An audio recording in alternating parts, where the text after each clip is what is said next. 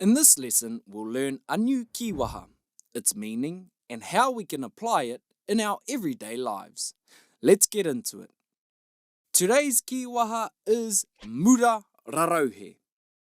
Mura Rarauhe is like a one-hit wonder, or flavour of the month, or a flash in a pan. I like the meaning of flash in a pan because it's similar to the context it's speaking about in Māori.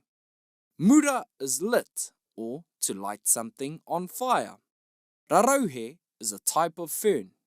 When lit, it burns vigorously, but the flame will only last a few moments, unlike burning other things.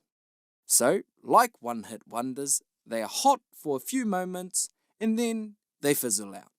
Like my sister and her singing career. Ei te Ataakura, Mura Rarauhe. Yeah, I got busy with other things.